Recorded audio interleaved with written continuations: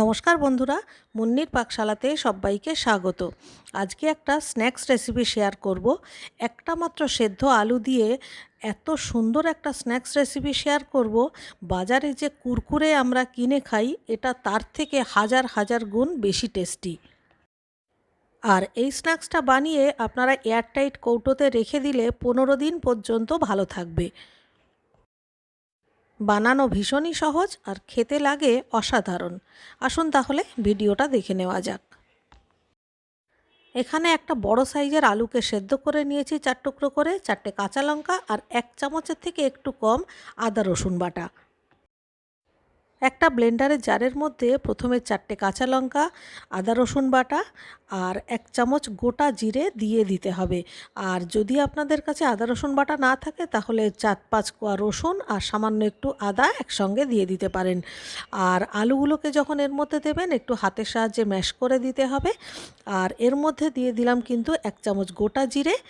আর এছাড়া এর মধ্যে দিতে হবে ঘরে পাতা টক দই থেকে 2 চামচ টক দই। আপনাদের কাছে যদি টক দই না থাকে তাহলে 2 চামচ লেবুর রসও দেওয়া যেতে পারে। আর এই সবগুলোকে খুব ভালো করে ব্লেন্ড করে নিতে হবে, আর তার জন্য সামান্য একটু জল দিতে হবে।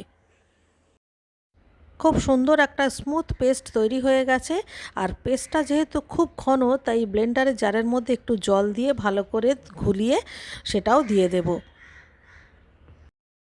এরপর আমাদের লাগবে চালের গুঁড়ো। এখানে মনে রাখতে হবে যে আলুর পেস্টটা ঠিক যতটা হবে চালের গুঁড়োটা কিন্তু তার থেকে বেশি হবে। মানে ধরুন যদি 1 কাপ মতো আমাদের আলুর পেস্ট হয়, তাহলে 1 কাপের থেকে একটু বেশি চালের গুঁড়ো দিতে হবে। আর অল্প অল্প করে দিতে হবে আর অল্প অল্প করে মেশাতে হবে। তবে আলুর থেকে চালের গুঁড়োর পরিমাণটা কিন্তু বেশি হবে।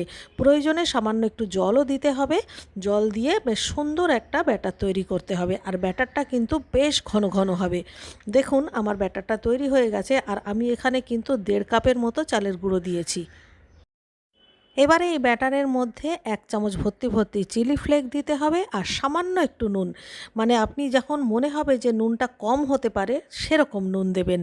আর দিয়ে দেব খুব মিহি করে কুচোনো একটু ধনেপাতা। এইবারে ভালো করে সব কিছু মিশিয়ে নিতে হবে। কুরকুরে স্ন্যাক্সের জন্য আমাদের ব্যাটার একদম তৈরি। আর ব্যাটারটা কিন্তু খুবই ঘন হবে, মানে বেশ আঠালো আঠালো টাইপের হবে। এবারে ব্যাটারটা আমি একটা প্যাকেটের মধ্যে ঢেলে নেব। তার জন্যে আপনি একটা নুনের প্যাকেট বা কোনো সর্ষের তেল বা সাদা তেলের প্যাকেট নিতে পারেন। প্যাকেটটাকে ভালো করে মুখটা কেটে নিয়ে তার মধ্যে চামচে করে অল্প অল্প করে ব্যাটারটাকে ঢেলে দেবেন।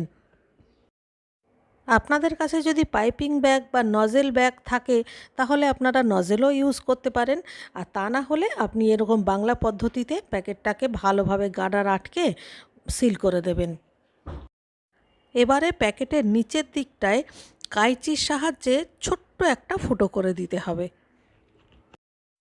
ব্যাস তৈরি হয়ে গেল আমাদের হোমমেড পাইপিং ব্যাগ।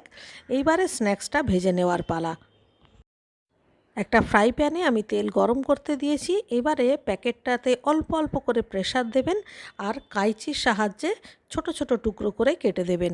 সামান্য সামান্য লম্বা হবে আর সেই সময় কাঁচির সাহায্যে কেটে দিতে হবে। এটা হাতের সাহায্যেও করা যায়, তবে আমার মনে হয় কাঁচি দিয়ে করলে বেশি সুবিধা হয়। আর তেল কিন্তু খুব বেশি গরম করে স্ন্যাক্সগুলো ছাড়বেন না, তাহলে প্রথম দিকে স্ন্যাক্সগুলো পুড়ে কালো হয়ে যাবে। তাই তেল যখন মোটামুটি মিডিয়াম হিট হবে তখনই কিন্তু স্ন্যাক্সগুলো দিয়ে দিতে হবে। একসঙ্গে অনেক বেশি দেওয়া যাবে না, তাহলে গায়ে গায়ে লেগে জড়িয়ে যেতে পারে।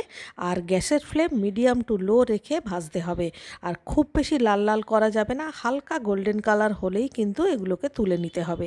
তো দেখুন এগুলো কিন্তু আমার হয়ে গেছে। মোটামুটি 2 থেকে 3 মিনিটের মধ্যেই এটা ভাজা হয়ে যাবে।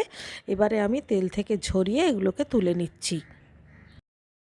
প্রথম ব্যাচের কুরকুরেগুলো ভাজা হয়ে গেছে। এবারে একই রকমভাবে বাকি যে ব্যাটারটা রয়েছে সেগুলোকেও আমরা এইভাবে ভেজে তুলে নেব।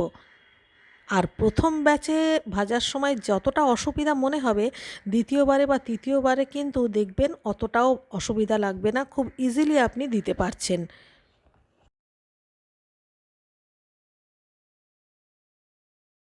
সমস্ত কুরকুরেগুলো ভেজে নেওয়া হয়ে গেছে। এবারে উপর থেকে সামান্য একটু চাট মশলা আর একটু বিট নুন দিয়ে ভালো করে মিশিয়ে এরকম পরিবেশন করে দিন। আর এটা চাইলে আপনি 15 দিন পর্যন্ত এয়ারটাইট কৌটোতেও রেখে দিতে পারেন। আর কুরকুরেগুলো যে কতটা মুচমুচে হয়েছে সেটা তো আপনারা দেখেই নিয়েছেন। আর এটা খেতেও কিন্তু দারুণ টেস্টি হয়। আর রেসিপিটা ভালো লাগলে বরাবরের মতো একটা লাইক করবেন, কমেন্ট করে আমাকে জানাবেন। আর আপনি যদি আমার চ্যানেলে নতুন বন্ধু হয়ে থাকেন তাহলে চ্যানেলটিকে সাবস্ক্রাইব করে প্লিজ আমার পাশে থাকবেন। তাহলে আজকের মতো এই পর্যন্ত, দেখা হচ্ছে পরবর্তী ভিডিওতে আবার একটা নতুন রেসিপির সাথে নিয়ে। ততক্ষণের জন্য সবাই ভালো থাকবেন, সুস্থ থাকবেন।